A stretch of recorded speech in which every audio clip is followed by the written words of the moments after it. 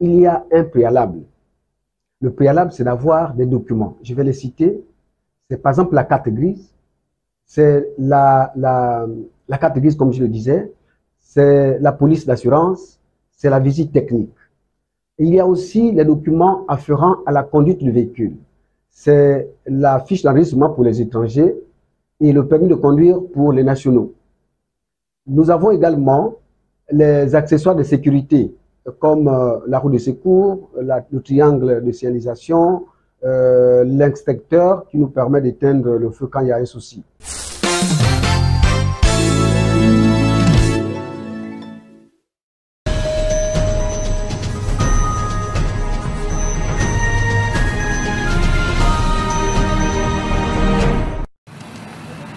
La nouvelle fait la une de tous les journaux. 5 candidats pour l'élection présidentielle du 25 octobre et plusieurs absents. Parmi eux, les 2 principaux opposants du président sortant et candidat à sa succession, Alassane Ouattara. L'ancien chef d'État Laurent Gbagbo et le président du PDCI, Tidjane Thiam. Cette présidentielle n'est même plus notre problème. Franchement, elle ne nous regarde pas, elle ne nous concerne plus. Nous sommes concentrés pour arriver à des élections transparentes, inclusives et crédibles dans notre pays. Et on va se battre pour cela. On passe à une autre étape. Des évictions qui inquiètent une partie de la société civile, comme l'ONG du Mouvement ivoirien des droits humains. La publication de cette liste-là commence déjà à susciter des grincements de dents et ce qui n'augure pas d'élections paisibles à l'horizon. Sur 60 candidatures, il y a 5 qui sont retenues et il y a des poids lourds, comme on les appelle, qui ne sont pas sur la liste. Cela inquiète et il faut faire attention. Des doutes balayés par le parti au pouvoir. Il y a 4 autres qui ont été retenus, qui sont également de l'opposition et qui sont de toutes les tendances de l'opposition.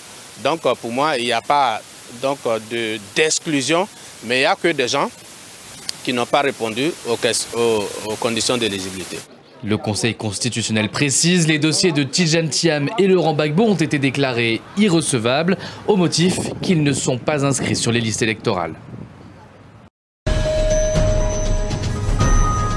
Anissé Georges Deleguélé, ancien Premier ministre, est désormais considéré comme apatride.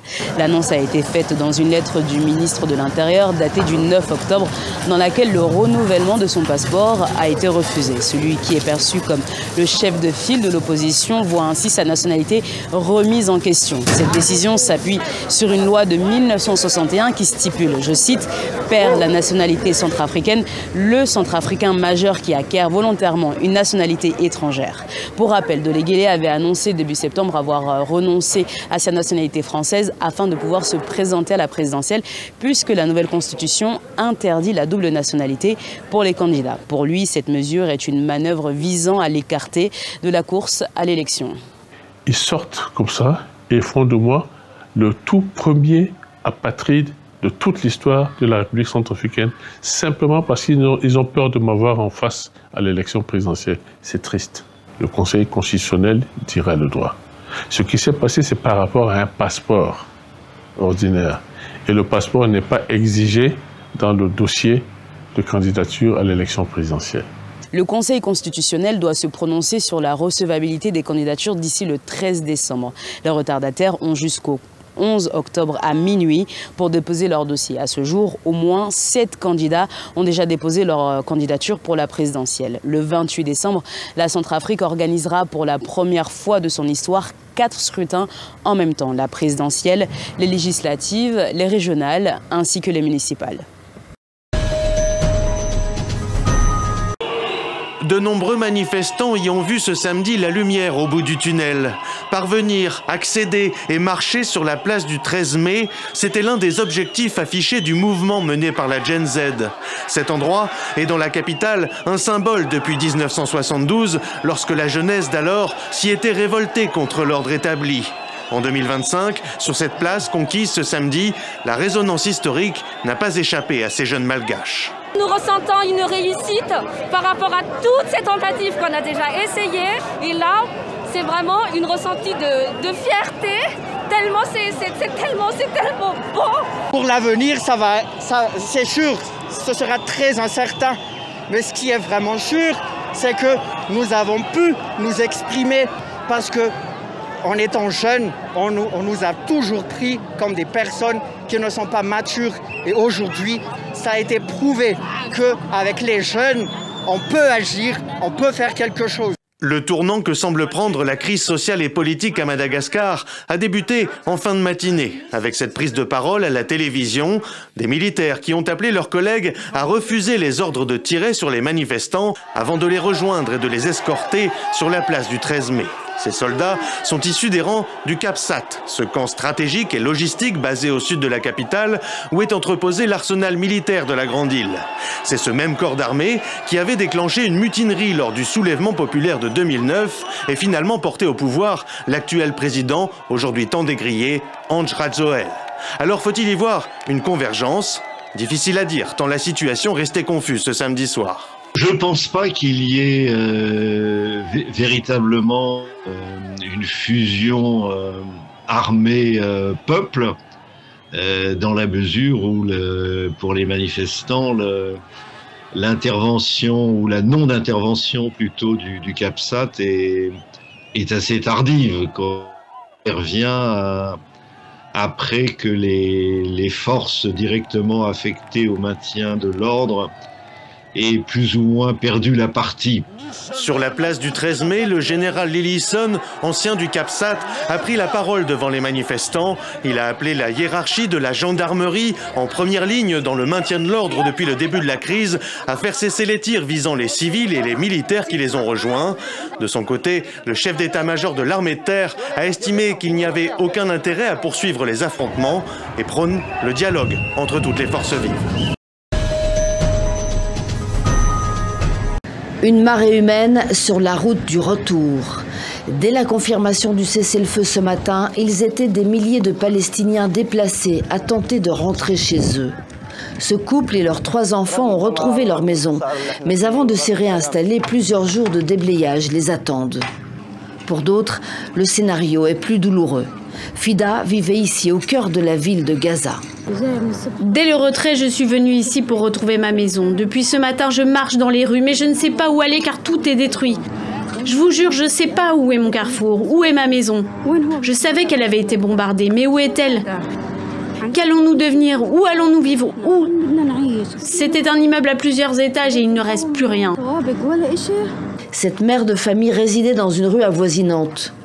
Tout ce qui reste de sa maison tient dans la bassine qu'elle porte sur la tête. Je n'ai pas retrouvé notre maison, ni celle de mes voisins, rien.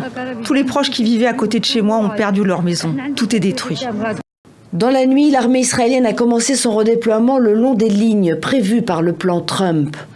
Benjamin Netanyahou a remercié le président américain ainsi que son envoyé spécial Steve Witkoff et son gendre Jared Kushner pour leur soutien. Ce matin, le Premier ministre israélien a officiellement approuvé la première phase de l'accord de cessez-le-feu à Gaza. Mais le défi le plus difficile reste à relever.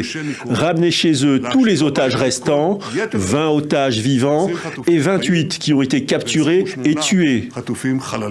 D'ici lundi, ces 48 otages devront être livrés par le Hamas, qui se montre très optimiste pour l'avenir.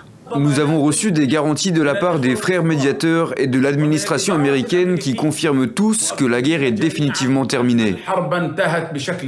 Conformément au plan, des centaines de camions du Programme alimentaire mondial se sont dirigés vers le point de passage avec l'Égypte pour charger l'aide humanitaire.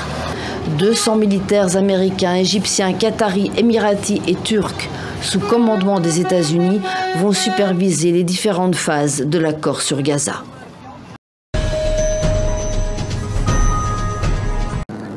Deux ans de guerre, 2 ans de bombardement, avant de finalement pouvoir rentrer chez soi. Tout autour d'eux, un champ de ruines.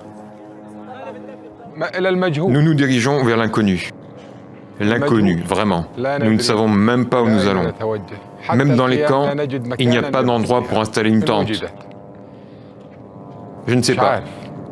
Je ne sais pas quoi dire. Les images parlent plus que les mots. Destruction, destruction, que de la destruction. De l'hôpital Al-Rantissi, il ne reste presque plus rien. L'établissement qui soignait les enfants atteints de cancer est dévasté.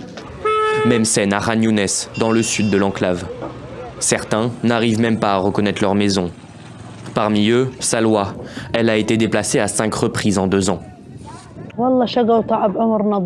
Tout notre dur labeur, tous les efforts de notre vie, tout cela a disparu. 60 ans, tout est perdu. Il ne reste plus rien, il n'y a plus rien. Dans la rue, j'ai trouvé 2 morceaux d'éponge et un bout de bois par terre. Alors je les ai ramassés pour faire du feu. C'est un sentiment terrible, un sentiment insupportable. Khan Younes a disparu. Pour assurer ces retours dans les meilleures conditions, les forces du ministère de l'Intérieur du Hamas sont postées ici et là, armes à la main. Ce déploiement est censé garantir la sécurité des habitants selon eux. Les forces du ministère de l'Intérieur se déploient dans toute la bande de Gaza, dans les zones qui ne sont pas sous le contrôle de l'occupant. Le déploiement le plus important se fait au carrefour et sur les marchés pour assurer la sécurité des citoyens afin que les personnes en deuil sentent qu'il y a une loi et que personne n'est au-dessus de la loi.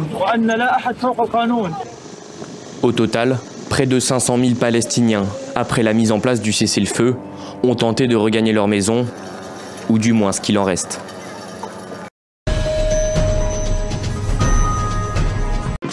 Lâché par tous, y compris par la droite et l'extrême droite qui jusqu'à présent la soutenaient. Après plusieurs tentatives, cette fois-ci, la procédure de destitution a été la bonne. Une session éclair, un départ voté à la quasi-unanimité.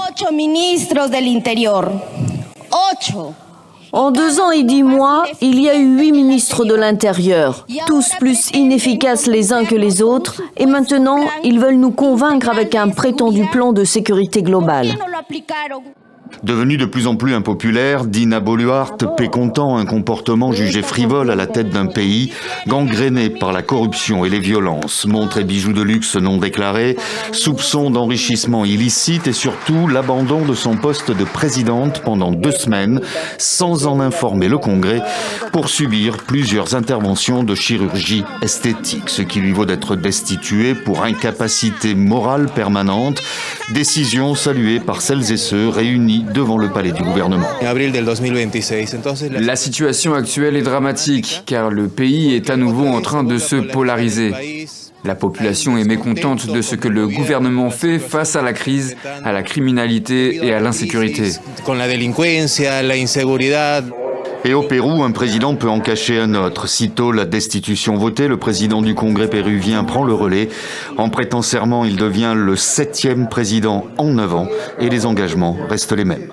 Je promets de commencer à construire et à poser les fondations d'un pays propice à l'empathie et à la réconciliation entre tous les Péruviens. Nous devons poser ces fondations dès aujourd'hui. Président par intérim jusqu'aux élections générales d'avril prochain, à moins que, comme ses prédécesseurs, il ne soit à son tour destitué.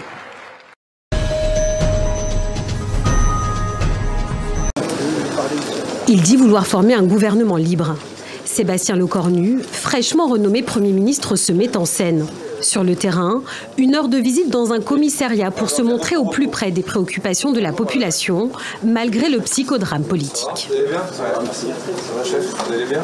Je vais vous dire, je l'ai dit aux Françaises et aux Français à la télévision cette semaine, j'ai pas d'agenda. J'ai pas d'autre ambition que de se sortir de ce moment qui est objectivement très pénible pour tout le monde. Dans le Parisien, il y a... Autour de lui, le préfet de Paris, Laurent Nunez, pressenti au ministère de l'Intérieur, et Vincent Jeanbrun, député proche de Laurent Wauquiez, un clin d'œil aux Républicains. Alors que la droite se déchire, sans entrer au gouvernement, les LR affirment qu'ils apporteront texte par texte leur soutien à l'exécutif. Un désaveu pour Bruno Retailleau, le chef du parti était contre. D'ici lundi, Sébastien Lecornu doit constituer son gouvernement. Mais déjà, France Insoumise, communistes, Rassemblement National et écologistes promettent la censure. Je vois aucun argument pour pas le censurer en réalité. Le fait même d'être nommé de cette manière-là et que ce soit lui est une ultime provocation faite aux Français. Considérons qu'à un moment, il y aura... plus vite qu'on ne le pense probablement, une majorité à l'Assemblée nationale pour faire tomber ce gouvernement, comme il y en a une, d'ailleurs, pour faire tomber les 3 précédents. Après avoir été à la tête du gouvernement le plus éphémère de la Ve République, 14 heures, combien de jours, de semaines tiendra cette fois-ci le gouvernement Lecornu 2 ?